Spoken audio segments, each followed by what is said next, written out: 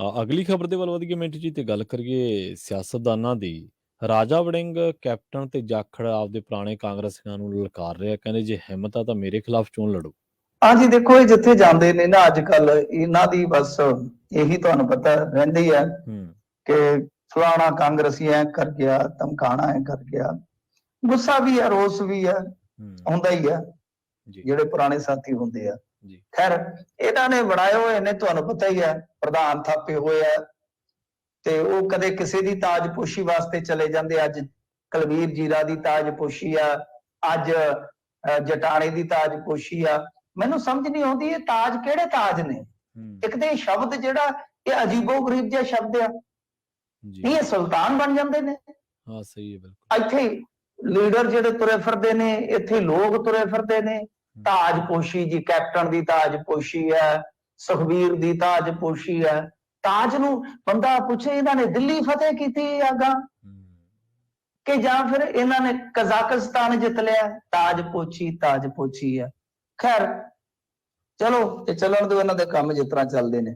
ਇਹਨਾਂ ਨੇ ਆਪਣੇ ਸੰਬੋਧਨ ਚ ਜਿਹੜੀ ਗੱਲ ਕਹੀ ਹੈ, ਇਹ ਇੱਧਰ ਇਸ ਏਰੀਏ ਚ ਸਨ, ਮੁਕਤਸਰ ਬਠਿੰਡਾ ਇਸ ਏਰੀਏ ਦੇ ਵਿੱਚ ਕਹਿੰਦੇ ਸਨ ਕਿ ਕਾਂਗਰਸ ਦੇ ਜਿਹੜੇ ਕੁਝ ਸਿਪਾਹ ਸਲਾਰ ਸੀਗੇ ਉਹਨਾਂ ਨੇ ਪਿੱਠ ਵਿੱਚ ਛੁਰਾ ਮਾਰ ਕੇ ਭਾਜਪਾ ਵਿੱਚ ਛਾਲ ਮਾਰ ਲਈ।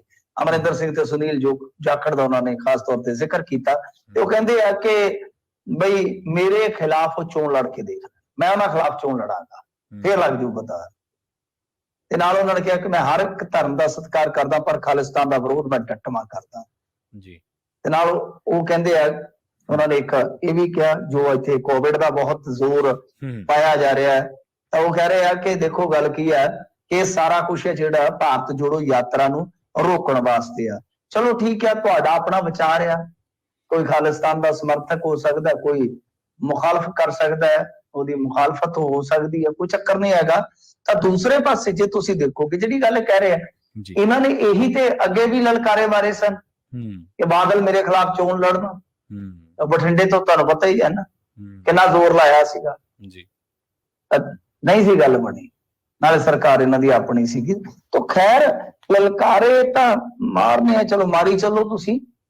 ਹਾਲੇ 24 ਆਉਣਾ, 24 ਤੋਂ ਬਾਅਦ 27 ਆਉਣੀ ਹੈ, ਜਦੋਂ ਇਲੈਕਸ਼ਨ ਲੜਿਆ ਜਾਏਗਾ ਦੇਖੀ ਜਾਊਗੀ। ਪਰ ਜੋ ਅਸੀਂ ਦੇਖ ਰਹੇ ਹਾਂ, ਰਾਜਾ ਵੜਿੰਗ ਜਿਸ ਤਰ੍ਹਾਂ ਅਗਰੈਸ਼ਨ ਦਿਖਾ ਰਹੇ ਨੇ, ਕੱਲ ਵੀ ਉਹਨਾਂ ਨੇ ਆਪਣੇ ਅੰਦਾਜ਼ੇ ਬਿਆਨ ਦੇ ਵਿੱਚ ਮਤਲਬ ਕਿ ਇੱਕ ਟਕੋਰ ਸਿੱਧੂ ਦੀ ਠੋਕੋ ਤਾੜੀ ਵਾਲੇ ਤੇ ਕਰ ਦਿੱਤੀ, ਹਾਲਾਂਕਿ ਕੋਈ ਨਾਮ ਵਗੈਰਾ ਨਹੀਂ ਲਿਆ।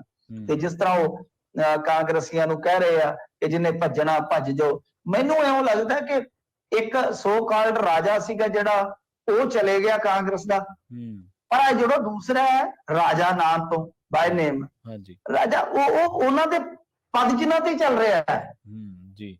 ਨਕਸ਼ੇ ਜਿਹੜੇ ਨਾ ਕਦਮੇ ਕੀ ਨਕਸ਼ੇ ਕਦਮ, ਉਹ ਉਹਨਾਂ ਤੇ ਚੱਲ ਰਿਹਾ ਹੈ। ਮੈਂ ਫਲਾਂ ਟਮਕਾ ਇਹਨਾਂ ਚੀਜ਼ਾਂ ਨੂੰ ਛੱਡ ਕੇ ਤੁਹਾਨੂੰ ਬਈ ਰਾਜਾ ਵੜਿੰਗ ਜੀ ਸਾਰਿਆਂ ਦਾ ਸਾਥ ਚਾਹੀਦਾ ਹੋਊਗਾ ਜੇ ਬੇੜੀ ਪਾਰ ਲਾਉਣੀ ਆ। ਤੇ ਜੇ ਤੁਸੀਂ ਬੇੜੀ ਰਲ ਮਿਲ ਕੇ ਆਪਣੀ ਜਿਵੇਂ ਅੱਗੇ ਡਬੋਈ ਆ ਤੇ ਉਹ ਜਿਹੜੀ ਡੁੱਬੀ ਬੇੜੀ ਆ ਉਹਨੂੰ ਬਿਲਕੁਲ ਹੀ ਥੱਲੇ ਐ ਰਸਾਤਲ ਚ ਹੀ ਲਿਜਾਣਾ ਤੇ ਫਿਰ ਜੋ ਮਰਜ਼ੀ ਕਰੀ ਚੱਲੋ। ਤਾਂ ਗੱਲ ਇਹ ਆ ਕਿ ਉਹ ਚੀਜ਼ਾਂ ਉਹਨੂੰ ਲੈ ਕੇ ਬਹਿ ਗਈਆਂ। ਹੁਣ ਆਹ ਚੀਜ਼ਾਂ ਤੁਸੀਂ ਫੜ ਬੈਠੇ ਹੋ ਤਾਂ ਜਿਹੜਾ ਪ੍ਰਧਾਨ ਹੁੰਦਾ ਮੇਰੇ ਖਿਆਲ ਦੇ ਨਾਲ ਉਹਨੂੰ ਬਹੁਤ ਮੈਚਿਓਰਿਟੀ ਤੇ ਬਹੁਤ ਠੰਮਾ ਵਿਖਾਉਣਾ ਪੈਂਦਾ ਹੈ। ਐਗਰੈਸ਼ਨ ਠੀਕ ਹੈ, ਕਿਤੇ ਖਾਸ ਮੌਕੇ ਤੇ ਉਹ ਦਿਖਾਈ ਜਾ ਸਕਦੀ ਹੈ, ਪਰ ਐਵੇਂ ਹਰੇਕ ਗੱਲ ਤੇ ਉਹ ਠੀਕ ਨਹੀਂ ਲੱਗਦਾ। ਪਰ ਬਾਕੀ ਇਹਨਾਂ ਦਾ ਆਪਣਾ ਮੈਟਰ ਹੈ, ਪਾਰਟੀ ਮੈਟਰ ਹੈ, ਦੇਖਦੇ ਆ ਕਿ ਕੀ ਬਣਦਾ। ਪਰ ਖਾਸੀਆਂ ਗੱਲਾਂ ਕਹੀਆਂ ਨੇ ਇਹਨਾਂ ਨੇ, ਔਰ ਭਾਰਤ ਜੋੜੋ ਯਾਤਰਾ ਦੇ ਸੰਦਰਭ ਵਿੱਚ ਤਾਂ ਉਹਨਾਂ ਨੇ ਵੱਡੀ ਗੱਲ ਕਹੀ ਹੈ ਕਿ ਸਾਡੀ ਯਾਤਰਾ ਨੂੰ ਰੁਕਵਾਉਣ ਵਾਸਤੇ ਕੋਵਿਡ ਵਾਲੀ ਜਿਹੜੀ ਹੈ ਇਹ ਗੇਮ ਕੀਤੀ ਜਾ ਰਹੀ ਹੈ।